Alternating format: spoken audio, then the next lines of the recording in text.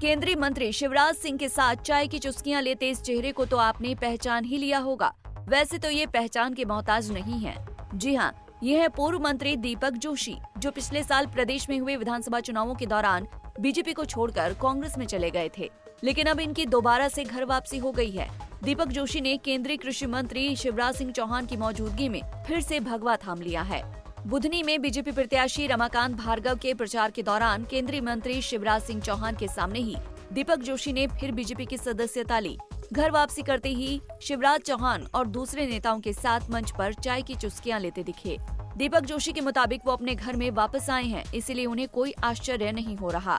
उनके पिताजी पुराने समय से बीजेपी के सिपाही रहे हैं, इसीलिए उन्होंने फिर से पार्टी में आकर अपनी गलती सुधारी है। कैसा लग रहा है वापसी करने के बाद आपको फिर से? ये जिसका घर है घर में अगर वापस आया तो उसको अलग चीज तो लगेगी नहीं।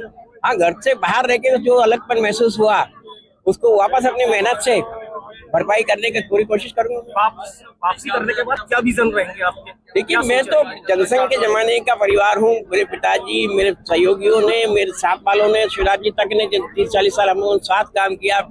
पगडंडी से लेके हवाई जहाज तक का सफर इस पार्टी ने करवाया है। तो इस नाते से मैं तो कह सकता हूँ कि मैंने अपनी गलती की थी, उस गलती को शायद ठीक करके आज मैं अपने मुकाम पे वापस लौटा हूँ। ये मौका ही क्यों आपने चुना जब चुनाव हो रहा है? क्या पहले भी ऐसा क्या हुआ कि मुझे लगा था। आपको बता दें कि पिछले साल विधानसभा चुनाव से पहले दीपक जोशी कांग्रेस में शामिल हो गए थे। कांग्रेस के टिकट पर जोशी ने देवास की खातेगांव सीट से चुनाव लड़ा था, जहां उन्हें हार का सामना करना पड़ा था।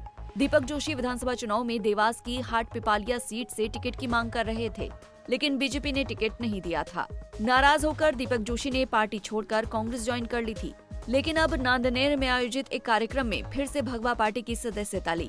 इस दौरान वो काफी खुश नजर आए। पंजाब केसरी के लिए सीहोर से धर्मेंद्र राय की रिपोर्ट।